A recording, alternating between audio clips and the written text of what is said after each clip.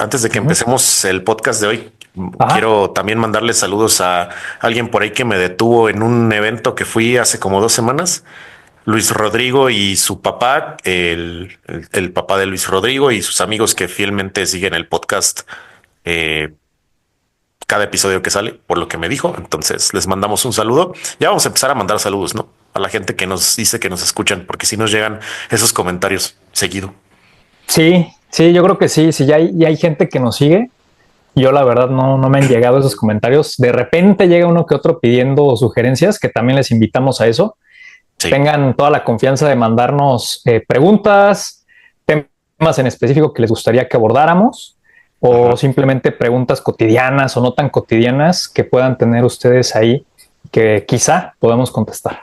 Sí, y ahí en el mundo de las dudas hay una duda ahorita que me han preguntado muchísimo y que justo de eso es el episodio de hoy, y es qué pasa con India y Pakistán, ¿no? ¿Por qué llegan al punto que llegan y no quieren saber como lo que ya pasó, ¿no? Ya todo el mundo sabe que que Pakistán atacó supuestamente a la India a través de un ataque terrorista y que India volvió a atacar y sino qué es lo que está pasando, ¿no? Porque parece que salimos de una casi guerra nuclear para entrar a otra, ¿no? Primero Irán, Israel, luego Estados Unidos, Rusia, luego India y Pakistán, ¿no? Así, si te digo a ti, Isma, India y Pakistán, ¿cómo resumiría su relación? Así en pocas Es una, palabras. es una relación que proviene de un precedente histórico imperialista o colonialista. Lo pondría Ujú. así.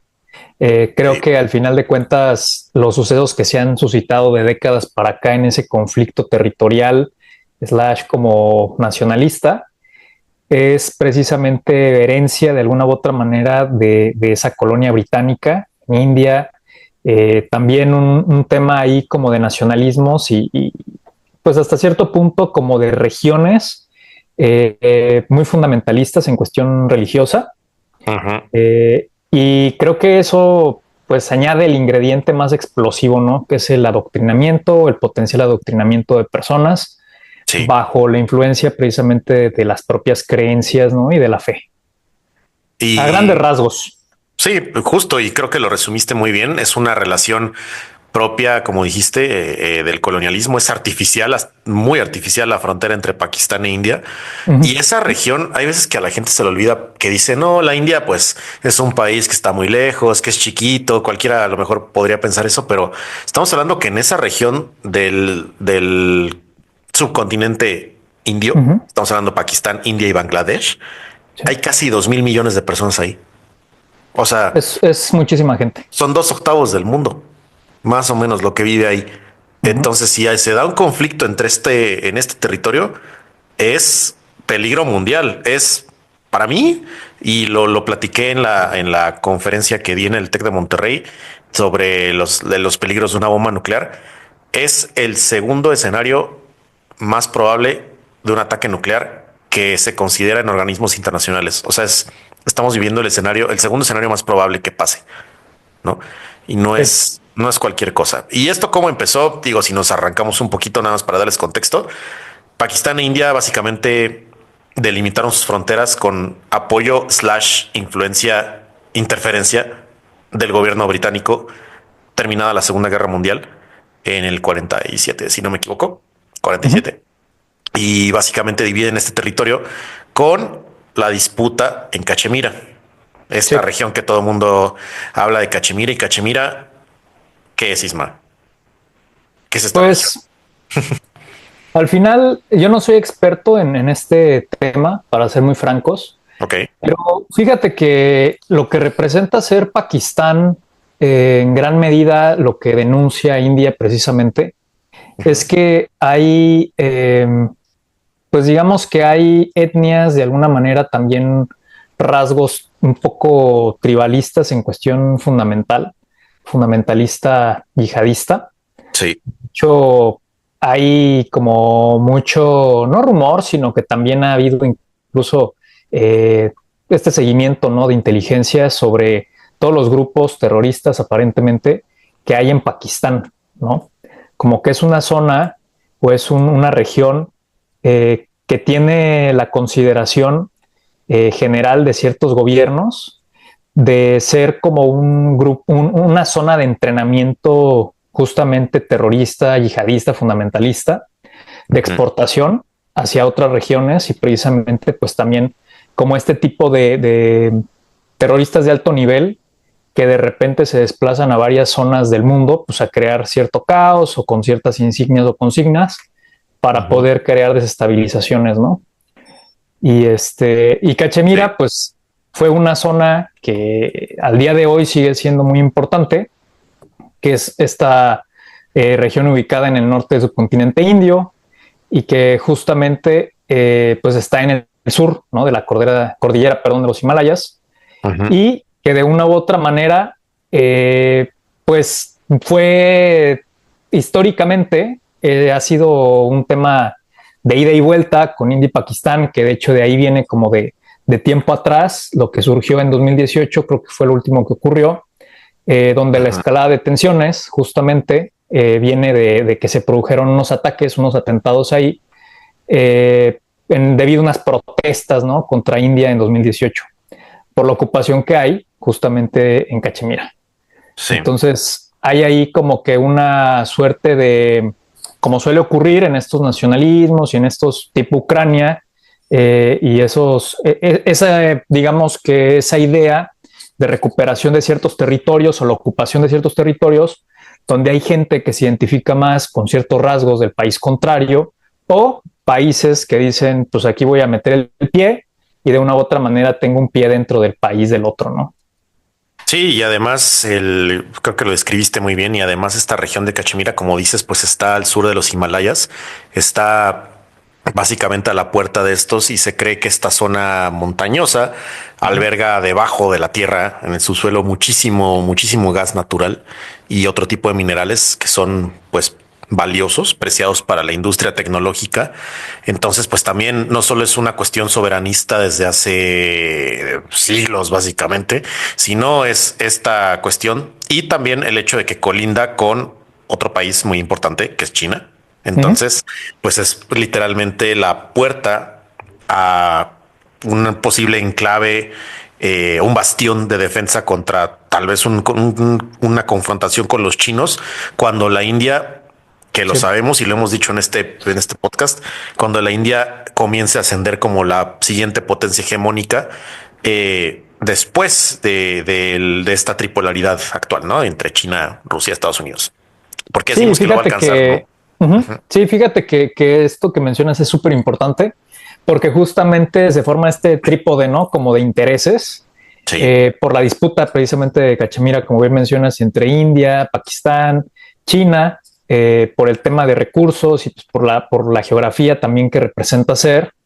Y de una u otra manera, pues también, no sé si haya la audiencia escuchado, pero hay ese conflicto ahorita muy directo entre China e India desde hace varios años por esta situación. O sea, es una zona Ujú. caliente territorialmente hablando de fronteras. Y por otro lado, como que se alcanza a apreciar que de una u otra manera el interés de los Estados Unidos estaría puesto en poner a competir a India y a China, Sí. como que crear un cierto desgaste Un ahí. divide y vencerás, ¿no? Exactamente. Ujú. Y hay algunos analistas que mencionan precisamente como que India va a ser utilizado como ariete, ¿no? O de alguna manera como que se le está ofreciendo esta posibilidad de ascenso económico. Parte de ello es que, por ejemplo, Apple ya está trasladando o está en el plano, no sé si ya tienen tiempo, de mover la manufactura del iPhone y de algunos productos, supongo, hacia India y sacarlo de China, ¿no? Que esto, pues tradicionalmente ahí fue donde se instaló la capacidad de producción del iPhone y etcétera, que le vino muy bien a Apple, siendo no sé si todavía la compañía más rentable hasta un cierto tiempo, antes que Nvidia, Ujú. por muchos años, ¿no? Entonces, este cambio, este giro que se da geofinanciero, incluso podríamos llamarlo así, marca muy bien lo que representa ser esta postura de elevar a India, que lo ha hecho bien, que ahorita también está pasando como por una crisis reputacional un poco Modi, que es el líder ahí, y de una u otra manera también empieza a ver esta forma de sacar de China y poner en India, pues por inmediatez territorial, que es mucho más accesible. También hay mucha mano de obra de entre comillas barata, hay muchísima gente que pudiera trabajar, ¿no? Como hacer esta sustitución, digamos, estratégica, y al mismo tiempo, de una u otra manera, pienso yo, como que comprometer, ¿no? Comprometer en una fuerza dual a India con los Estados Unidos en cuestión de los propios intereses financieros, dígase con este tipo de traslados, ¿no? De desenfoques de lo que era tradicionalmente la manufactura china y convertirla ahora en India. Y por otro lado, me parece bien interesante como que esta especulación en donde hasta dónde India va a querer abandonar los BRICS, o sea, haber forzado a abandonar los BRICS, que recordemos pues, que precisamente están Brasil, India, China, Rusia, ¿no? Y que eso era el término original, ¿no? El término original de esta formación de países disidentes, ¿no? Como descentralizados del propio poder monopólico hegemónico de los Estados Unidos a nivel internacional. Y pondría en entredicho, por decirlo así, la tesis de lo que significaría la fortaleza de unión de los propios BRICS. Al ser India, como bien mencionaste, uno de los países con una población pues, de las más grandes. Bangladesh es otro caso, ¿no? Pero me parece a mí que el tema de Bangladesh está muy, muy interesante con lo que también representa ser su relación con China, incluso con Rusia, etcétera. O sea, como que ahí, y Pakistán, pienso que de una u otra manera es ese vecino muy incómodo, como un poquito la wild card, como si fuera no quiero hacer la comparación, no despectiva ni mucho menos, pero sí es como tener al Corea del Norte al lado de Corea del Sur, y pues siempre tienes como esa volatilidad, por decirlo así, de esa región que aparentemente es conflictiva, que históricamente se le ha categorizado como de semillero, ¿no? También yihadista, fundamentalista, potencialmente terrorista. Sí. De ahí que estos últimos ataques, ¿no? Que se dieron en estas semanas pasadas y de lo cual hace esta erupción, ¿no? Como de reacciones entre India y Pakistán, y que para ser francos, no me suena muy, ¿cómo te diré? Yo no estuve preocupado, o sea, como que a mí no me pareció algo que se fuera a salir de control, francamente, o sea, no me pareció que fuera en Medio Oriente, ni mucho menos. Sí es una región muy peligrosa, sí hay un componente religioso también ahí que le pone sal a la herida, y también pues hay este tipo de intereses, ¿no? En donde efectivamente si hoy se busca minimizar la influencia y la expansión china, ¿no? Como en la zona, en la región, y además pues esa importancia de recursos naturales que tiene Cachemira, no sé hasta dónde le convenía también al gobierno pakistaní pues como que ganarse un poco de popularidad porque no es muy popular, y a Modi incrementar la suya, que está un poco, pues digo, ya también los años que lleva ahí gobernando hay cierto desgaste, así como en cualquier gobierno hay desgastes. Sí. Pero me parece que si esto fuese más como una forma de, ¿sabes qué? Nos conviene entrar como en un mini conflicto, una escalada controlada, por decirlo así, y fuese el caso, sería muy conveniente para la popularidad de ambos gobiernos. Y que por otro lado, permitiría de una u otra manera tentar a Occidente el qué tan volátil pudiese ser la zona y hasta dónde China se podría haber afectado también con un conflicto que sí se fuese a escalar en un futuro, y hasta dónde también esto representaría ser una nueva distracción, un frente que tendría que empezar a cuidar, obviamente con mucho más interés China, precisamente además de Taiwán, ¿no? En el mar China. Entonces, creo que es una jugada interesante la que se hizo ahí. Sí. Yo francamente pensé que más pronto que tarde se iban a acordar ahí un cese al fuego y lo que fuera, que no quiere decir que ahí ya se arreglaron las cosas, que alguien va a ceder el pedacito que trae de Cachemira, o que simplemente nos vamos a sentar a hacer la paz. Pero no me extrañaría que así como hay estas erupciones de violencia y estos como ataques fuesen o no acordados, o simplemente se dejan pasar o no lo fueron, ¿no? Y si se hizo esa escalada de alguna manera genuinamente, en mi opinión, son como estos temas que de repente tienen que seguir en marcha, ¿no? O sea, se tienen que renovar esos nacionalismos, se tiene que renovar esa emoción, ese sentimiento de que la zona tiene que ser defendida y que pues nadie puede bajar los brazos, ¿no? Entonces, yo lo vería un poco así. No creo que sea mucho de qué preocuparse ese tema. Puedo equivocarme, evidentemente, pero no me pareció nunca que fuera a salirse de control. Sí, y es que justo esta zona está bastante influenciada por el G7 todavía, ¿no? O lo que queda del G7, sobre todo en la India. Como bien dices, la India está funcionando como este ariete de Occidente, precisamente no por nada. Su armamento, el último armamento que ha comprado, como los aviones Rafael de Francia, ¿no? Las baterías antiaéreas gringas, vaya, su armamento es de Occidente, básicamente, el de la India, lo cual sí juega un poco en contra del hecho de que estén los BRICS en esta asociación del sur global que técnicamente está compitiendo muy ferozmente contra el G7, ¿no? Eso por un lado, y por el otro, pues Pakistán tiene su armamento de China, de Estados Unidos, de China y de Rusia, ¿no? Los cazas rusos que sobrevuelan Pakistán, en fin. Y se nos olvida también la wildcard, que a su vez es más chiquita, pero ahí está, que es Bangladesh, que es lo que con este acercamiento que tiene con Pakistán, pues terminaría un movimiento de pinza ante cualquier cosa con la India, ¿no? Que ahí, Entonces, ajá, que me parece bien interesante digo, hay muchas cosas que unen a Bangladesh y a Pakistán, pero sobre todo, pues esta parte de la religión, sí, del ¿no? Islam, Uh-huh. sí, Es y la esa religión rama del Islam. dominante, o sea, prácticamente el 91% de la población está dentro de la propia religión eh, musulmana, islámica, y me Sí, parece que me parece esto algo interesante. Hinduistas solamente son el 8% y pues por ahí el otro por ciento pues será, no sé, algún otro tipo de religión, cristianos, no estoy muy seguro, pero me parece interesante que justamente abona otra vez a este tema de fundamentalismos, y por fundamentalismo no ujú, quiere decir siempre una cuestión de yihadismo, terrorismo, pero sí ujú, como estas bases fuertes de identitarias sí, religiosas, además de como nacionalistas, que es muy, muy fuerte, ¿no? O sea, para poder hacer una comparación, digamos, pues, quizá muy forzada, pero darnos un acercamiento con la audiencia, es ver el tema de Afganistán y ver ujú, cómo también esa gente es muy dura. O sea, esa sí, gente es muy dura resiliente, y ¿no? resiliente, ¿no? Ujú, Precisamente, además de la religión, pues defienden su tierra.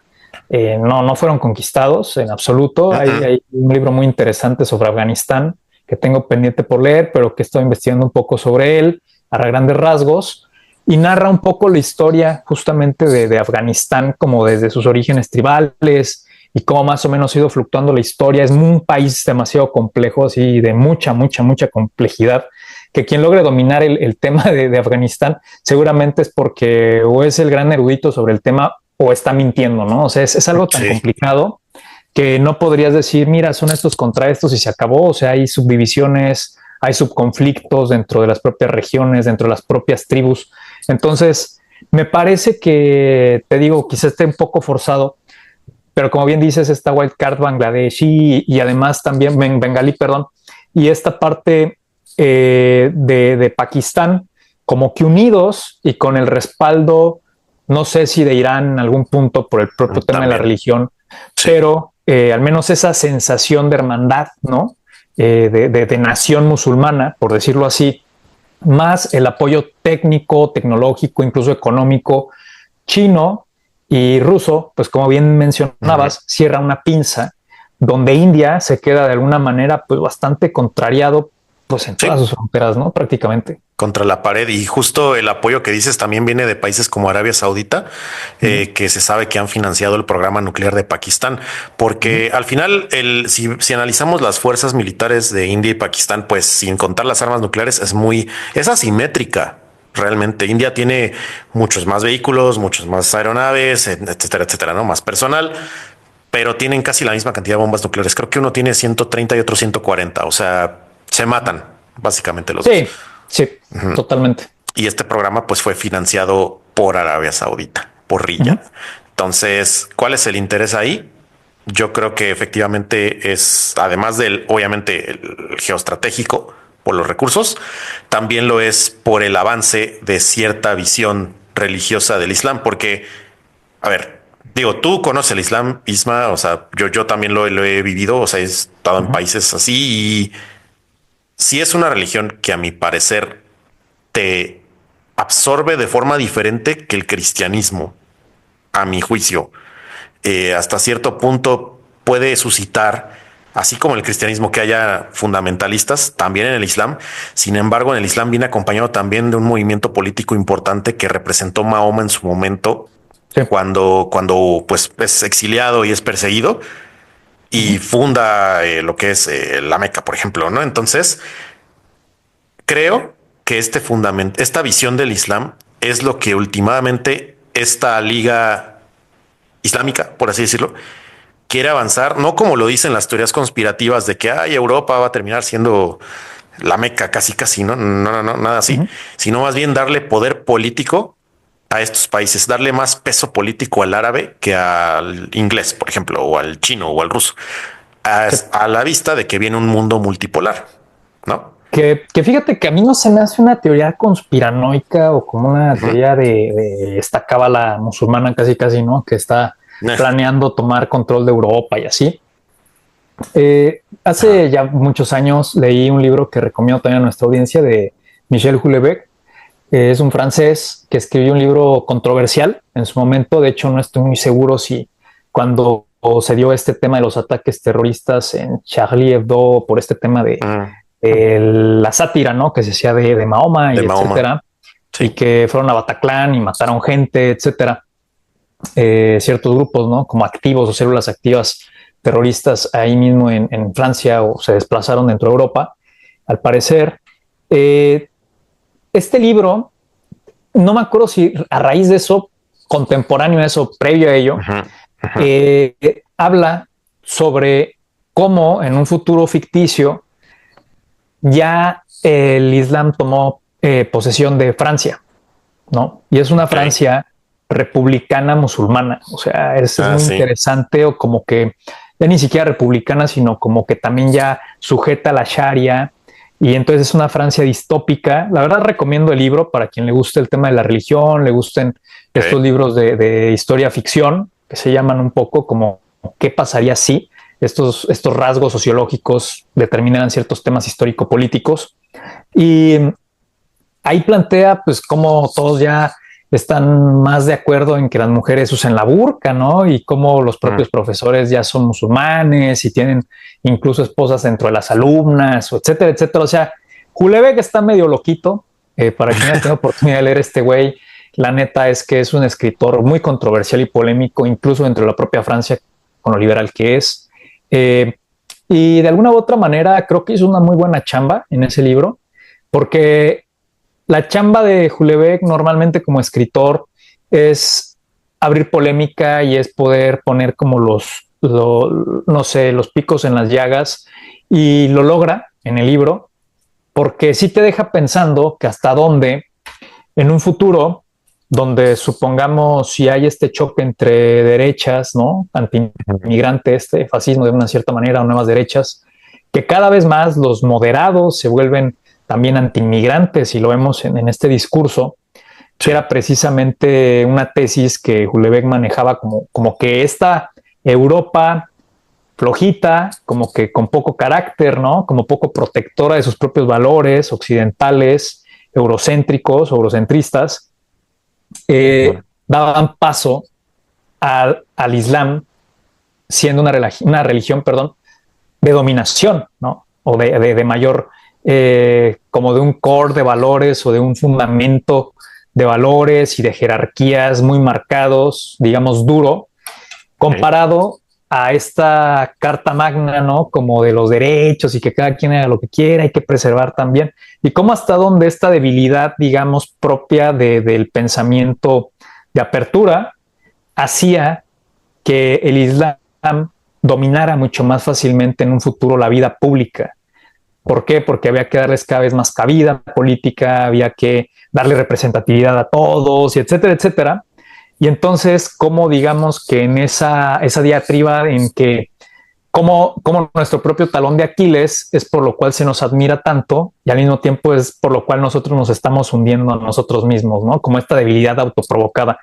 Pero que si tú no, o si tú dejas de ser ese en esencia, siendo la Unión Europea y con toda esta cuestión, pues digamos, de valores o axiológica, pero además llevada a la práctica política, es tu base identitaria, ¿no? Como de esto de la fraternidad, la igualdad y la libertad francesas y la ilustración y toda esta apertura de lo por lo cual se formó una Unión Europea y el máximo común, ¿no? Y los nacionalismos bajarles también el tono, por lo que ha llegado a pasar con dos guerras mundiales previas ahí en Europa y les gusta también de repente matarse. Entonces, de una u otra manera, sí cabe la duda de hasta dónde en un futuro, digas en décadas, no se me haría descabellado pensar que si el crecimiento poblacional musulmán es mucho más rápido que el propio occidental laico, incluso ya ateo, porque en mi opinión estamos llegando a una conclusión de la religión católica como tal. En las siguientes décadas creo que veremos una disminución de ello. Creo que estamos en los últimos, digamos, en las últimas vueltas de tuerca de la propia religión católica.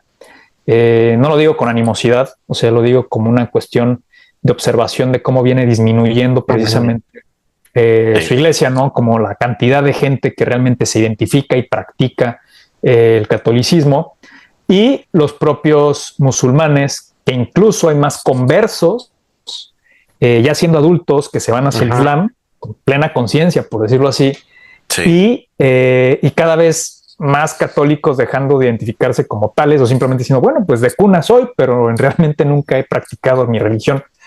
Y no sé, no se me hace descabellada la idea de que en un futuro, creo que esto es algo que le preocupa a los líderes políticos y de ahí que estén tensando las cuerdas en cuestión migratoria, lo cual también nos hace pensar que países como, aquí ya lo quiero como que puentear, países como Bangladesh, como Pakistán, como el propio Irán, como cualquier otro país, incluso como tipo Kosovo, etcétera, donde hay poblaciones musulmanas, son poblaciones muy fuertes porque son poblaciones tribalistas, más allá, evidentemente, de sus propios nacionalismos, son regiones muy resilientes por el propio tema de esa religión que tú mencionas, y ahí quiero abordar lo que me mencionabas, que es, hay un espíritu de comunidad mucho más vivo, hay un espíritu de unión en el sentido material, no solamente espiritual y que también tú entres al reino de los cielos cuando fallezcas, sino en el día a día, en la colaboración,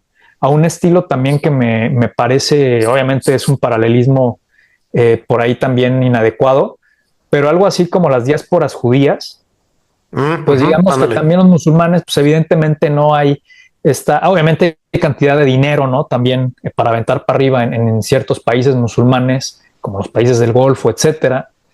Pero lo curioso de países como Afganistán, como Pakistán, como Bangladesh, es que es una masa de gente quizá no muy crítica en el sentido estricto de todo el acceso educativo al cual pueden llegar, las grandes masas, etcétera, pero son países muy recios precisamente porque la base de sus poblaciones o estas grandes masas, ¿no?, de gente están dispuestas por fe a defender su propia forma de existencia, ¿no? Es decir, están dispuestos a la yihad de defensa, ¿no? No estoy diciendo que están dispuestos a ir a atacar a otros en el nombre de Dios nada más porque sí, sino que sí representan ser la defensa de sus propios valores, la yihad pacífica, por decirlo así, en donde pues van a inculcar la propia religión a sus propios hijos y la van a observar, etcétera, etcétera.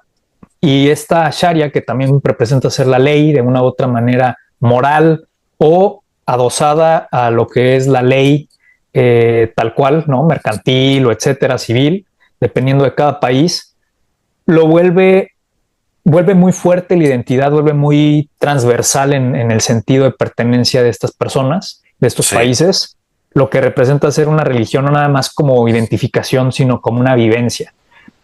Y ahí es donde me parece que países que son menos religiosos, que tienen menos fe, que son menos espirituales, son mucho más vulnerables en el momento en que se entra en un conflicto. Y por eso vemos también que en regiones como la Franja de Gaza, ¿no? Como con los palestinos, o como en el propio Líbano, o lo poco que se pueda decir de Pakistán en realidad, porque no ha entrado como en una guerra directa, pues son países que los vas a tener que sacar con los pies por la puerta y yendo por delante, ¿no? O sea, no Literal. están dispuestos a abandonar donde ellos piensan Sí, que tienen derecho a existir y no tienen miedo a morirse, ¿no? sí.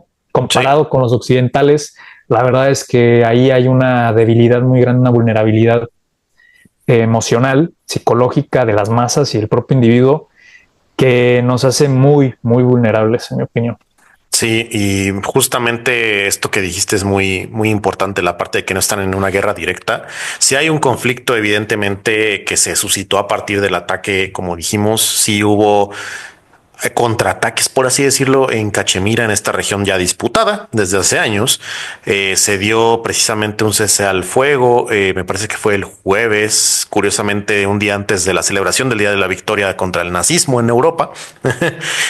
Pero ese cese al fuego supuestamente el día de ayer, sábado, se rompió por parte de las fuerzas de Pakistán, que son acusadas de haber mandado ataques con drones en la región de Cachemira, en la zona que la India administra. Hasta el propio, digamos que así, alcalde, por así decirlo, o el administrador de la India dijo en su Twitter, what the hell, había cese al fuego, literal puso what the hell, había cese al fuego por los videos de los drones, cómo están atacando.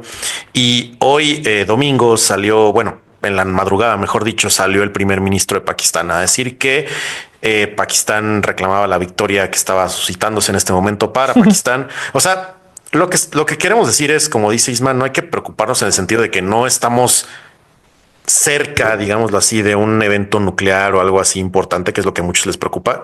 Creo yo que estuvimos más cerca de un conflicto nuclear a finales del año pasado con todo el tema de darle permiso a Ucrania de las armas nucleares o no, Rusia y demás. Ahí sí, sí estuvo fuerte, Ujú. pero aquí lo veo un poco más liviano. Veo mucho flexing de músculos, ¿no? Mucho show off.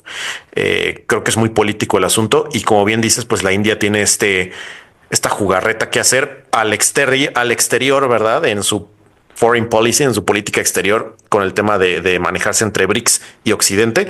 Y al interior, el propio Modri tiene un tema así de político interior cañón, porque recordemos que en la India también hay muchísimos musulmanes. No es la mayoría Ujú. es hindú, pero hay un pleito eterno porque los Sí, musulmanes van creciendo allá.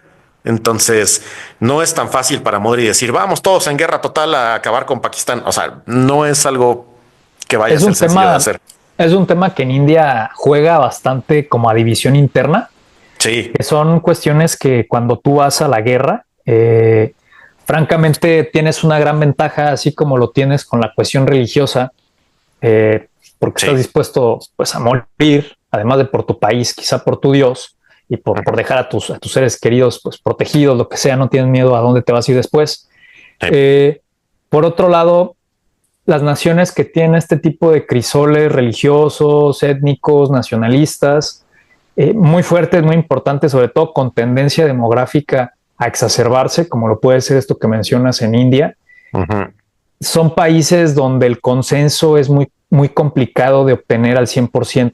O sea, si tú te pones a pensar que si en China algo ocurre, no hay tanto problema. O sea, Sí, los no. chinos cierran China filas y se reacciona así. acabó. Sí, Se acabó. O claro. sea, de ahí que, pues de alguna manera también esto de que la religión es el opio de los pueblos resultará ser un poco controvertida, ¿no? La frase, pero si nos Ujú. vamos a pensar en términos estratégicos, militares, o todos coludos o todos rabones, ¿no? O sea, de una manera, o todos nos enarbolamos encima de lo que es la nación y arriba de ello la religión, la fe, el Dios y la creencia que nos dé el empuje necesario justo cuando hay que hacer el momento del sacrificio y vas como con más ímpetu todavía, o no Sí. existe y todo es una cuestión atea, por decirlo así, anti trascendentalista o no le buscas demasiado más allá que la defensa de tu propio territorio y se Sí. vuelve muy simple la defensa biológica de tu vida para que no venga y te extingue el enemigo, ¿no?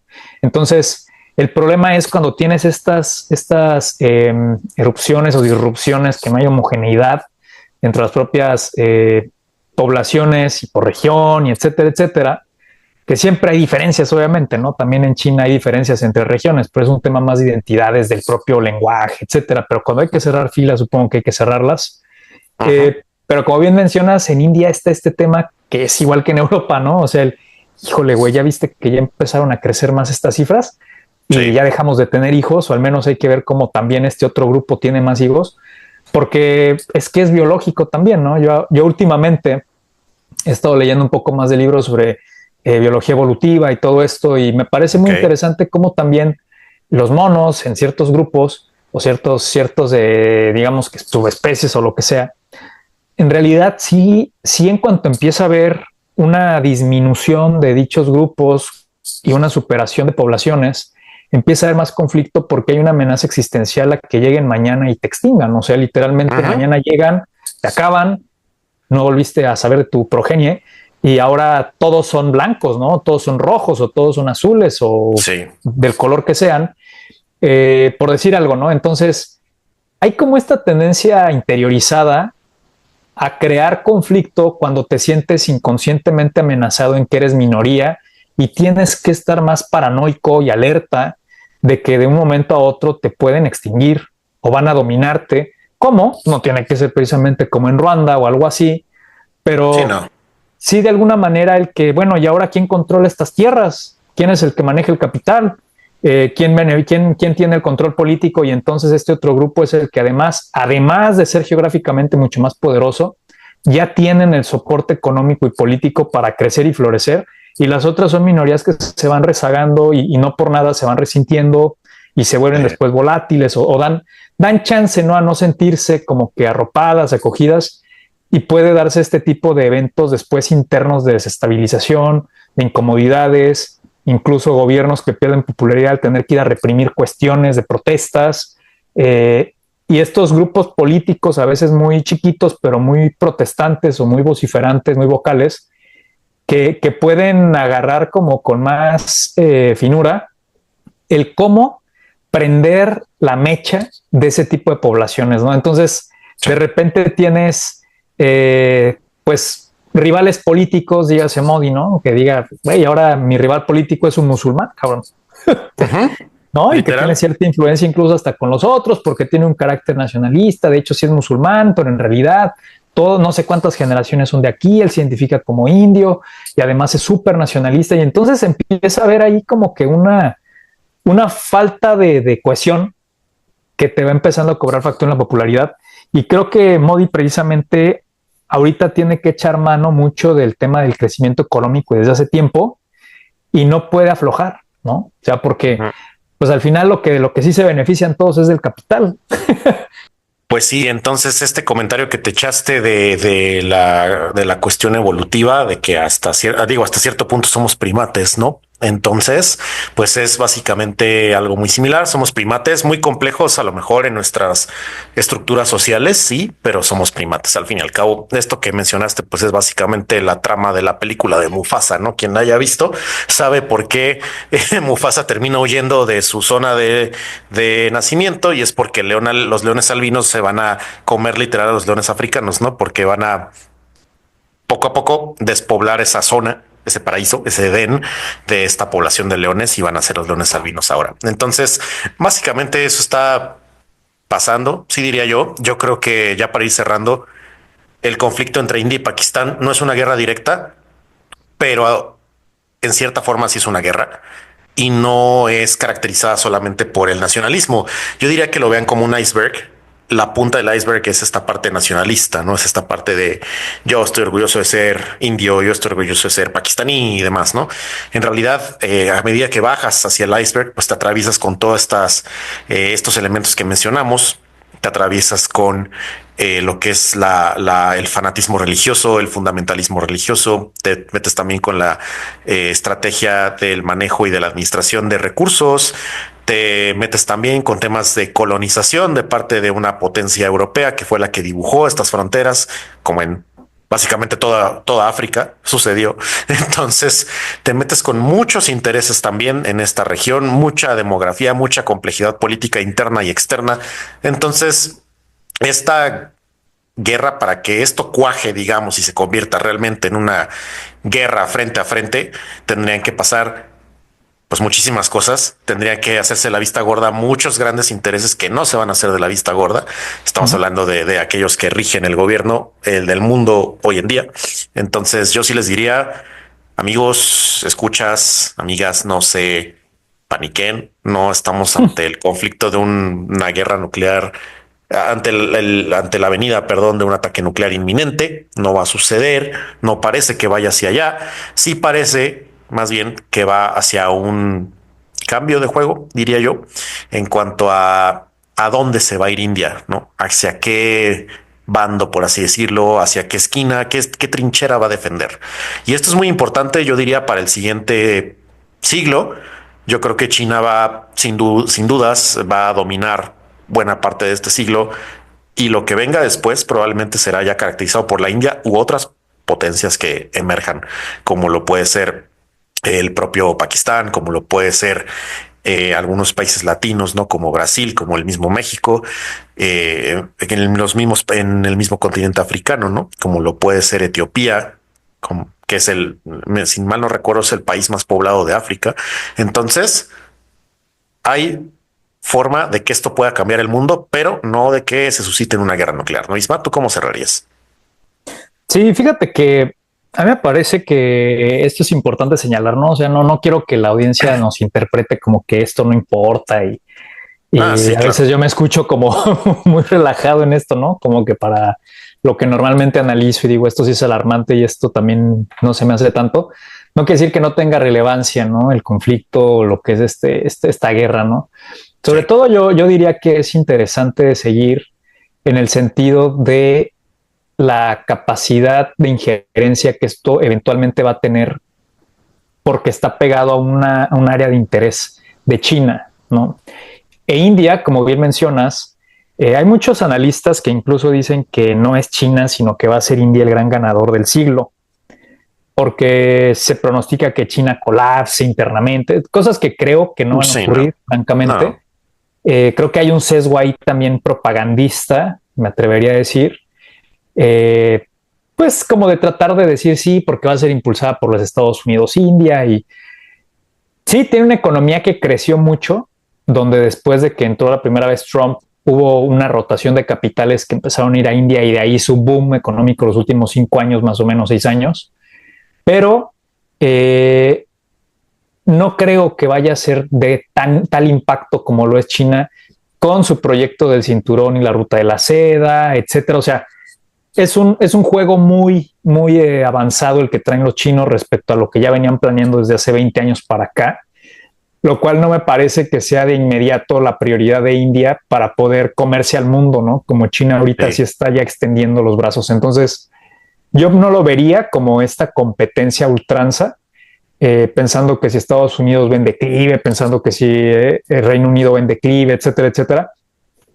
Sí ujú, creo que Occidente va a tener muchos más retos en las siguientes décadas. Incluso al final de esta década vamos a ver erupciones, no sé si de violencia, pero sí del malestar generalizado en ciertas poblaciones debido a sí, la caída de la calidad de vida respecto a la inflación que viene y también respecto a los conflictos que se van a suscitar, estoy seguro, en Europa, porque esta cuestión de Ucrania creo que va a quedar como medio inconclusa, aún ni se firma una guerra, perdón, un acuerdo de paz ante la guerra.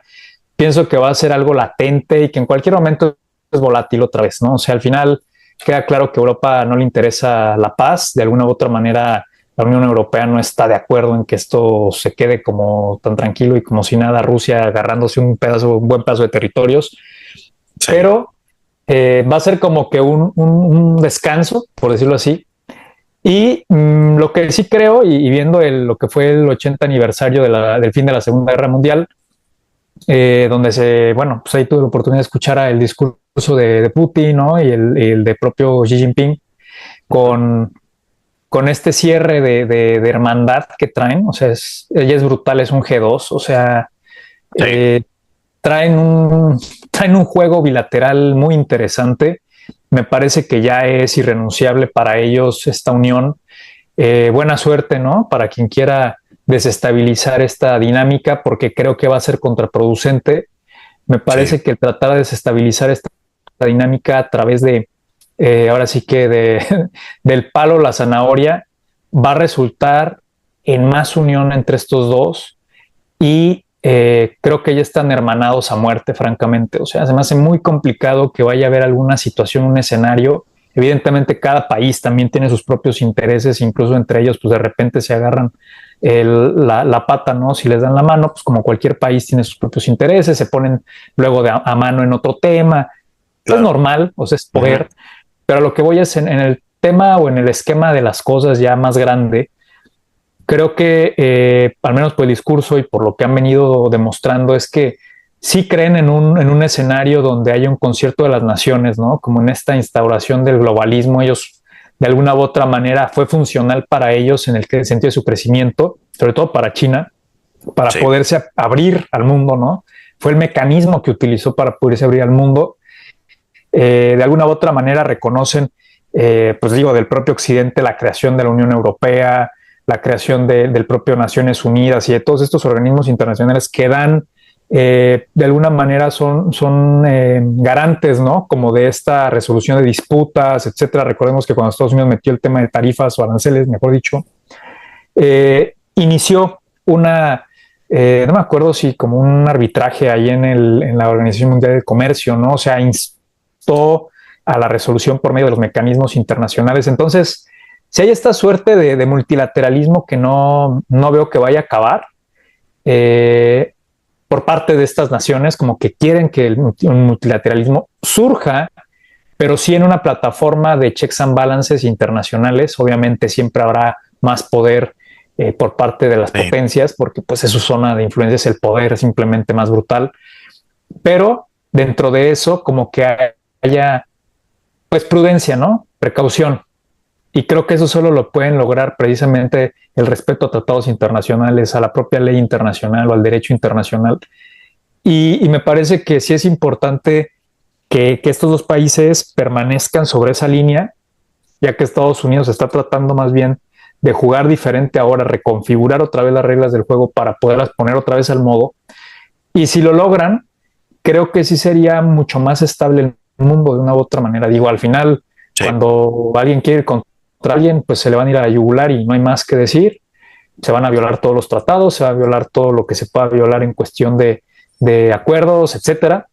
Pero sí deja mal parado internacionalmente a una nación que viola estos acuerdos cuando todavía se creen ellos, ¿no?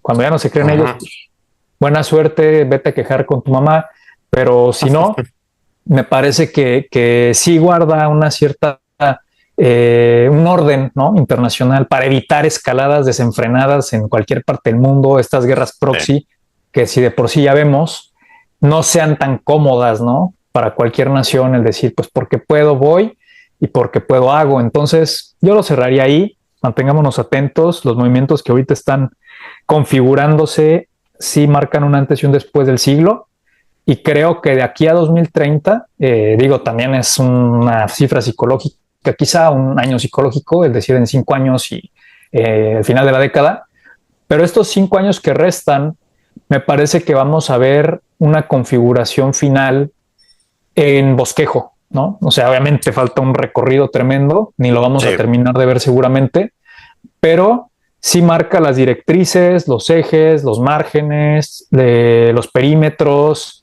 las capacidades de los jugadores, etcétera. Vamos a tener un mapa muy claro de las trayectorias, es lo que pienso que vamos a poder ver en los siguientes 5 años. Y con ese último comentario, pues ya es momento de cerrar este episodio de Calabozos y Dragones. Gracias por escucharnos. Nos vemos en el siguiente. Bye.